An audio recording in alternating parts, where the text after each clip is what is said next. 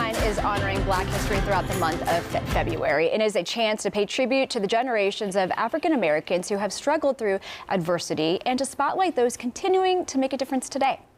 This morning, we are live with the Director of Creative and Cultural Economy for the City of Memphis, DeMarcus Suggs, and also joining us is Rachel Knox, who serves as a Senior Program Officer at the Hyde Family Foundation. Good morning to both of you guys. Good morning. It is so nice to see you guys. Welcome back to Live at 9 and welcome. Thank you. For the starters. We had you on a few months ago when you first started your position with the City of Memphis. Yeah. You are a few months in. How's it going? It's been amazing. I've been just inundated with love and support for the office, but also just working with so many collaborators across the sectors, whether it's private, nonprofit or public. Like, folks are really supporting this office, like Rachel, which is why we're here. Yeah, I mean, the Hyde Family Foundation, for folks who may not know what you guys do, I mean, you guys have, decades of help for Memphis, but for starters, let folks know what you guys do, the main mission of the Hyde Family Foundation. Absolutely. Our mission is to create a thriving, unified Memphis for all, and we do that through supporting public education, through supporting arts and culture, which is my portfolio, and also supporting public spaces and neighborhoods. And so we really want to focus on how to make sure that Memphis is a thriving city for everyone and everyone has the ability to make Memphis home.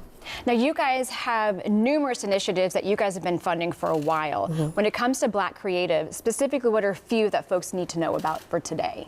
Absolutely. So I would say the Office of Arts and Culture is one of those initiatives that we've been funding. And I think what's so wonderful about public-private partnerships is that philanthropy really allows us to get started and to make sure that we're testing theories and see what works best. And then we're able to work really with our government partners to make sure that they're investing public funds in what they already know is a tested case, and to also ensure that we have policies that will make sure we don't have starts and stops of work that's actually really good. Because it's really about the consistency of it all. Yes. Because it's one thing if you start a program and then within 1 year and it no longer exists, what happens to those Black creatives more so when you're trying to elevate them? Exactly. Yeah, and I mean, Memphis has a history of incredible Black creativity and legacy in that work. And so what we are also thinking about is like the future of Black creativity, in that we started with music. Music has been like the ground level, you know, just like the foundation of so much of our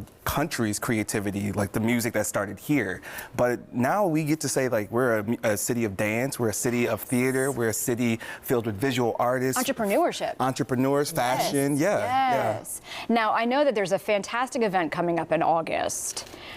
So talk to me about this amazing event that's going to be a 4-day process. Yeah, so the For Us, By Us, the conference is going to be taking place here, includes the awards show, which is a really huge testament to, you know, the world seeing Memphis as not a destination of yesteryear, which we have amazing institutions here. But now. But right now, absolutely. And that's history in the making. And there's so many people who are going to be coming. I know there's no list yet. But with that being said, I mean, the world will be on Memphis. What a great opportunity. It's major. It is major. Yes. So moving forward with this, what are some of the opportunities that Black creatives can take part in now? Not like future, and I know it needs to be sustainable, but right now, what can people get their hands on? Yeah. I'll say that with the office, like, we're continuing those artist listening sessions that we started a few months ago. What have you learned along the way? It's been an incredible process. We learned a number of things about validation and how, you know, artists they feel validated, what really inspires them to continue to work in this city, and a lot of that is connecting with really strong collaborators. We also learned about the market and the demand for their work. Yeah. So there's an appetite for artist creativity here in Memphis, and it's met with a commercial connection. So there's resources and financial transaction behind that, and so to me that signifies that, like, there's a strong economy that's, you know, ready to be bolstered, that we can really invest toward. Yeah, and so how can artists and organizations position themselves best to be able to receive some of that funding?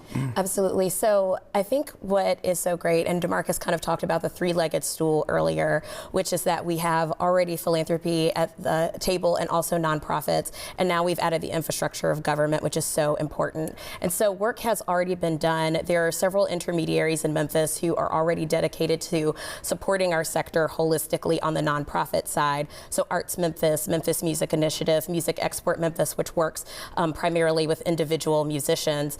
But what this allows us to do is also to support the for-profit side, support those creative entrepreneurs who own like cultural businesses like coffee shops and restaurants and art galleries, so that we are thinking about how we're taking care of the sector holistically and not just if you're a nonprofit organization, because you have to have both. Oh, absolutely. Yeah. More so, you want to keep the artist in Memphis. You don't want them to leave. You want them to stay and for generations to come. How are you able to do that? Yeah, I think the listening sessions are a great medium for that. One of the things that we're doing is while we're building on the assets and the strengths of the creative sector, we're also inviting folks to help to shape the office itself. And so these conversations are really helping us with some of the directives. While we think, we have some ideas for sure about how to sustain market and drive and amplify the work of artists, we also really need to know what are some real tangible investment strategies that we can apply. And so we're looking across the sectors for that insight. Love that.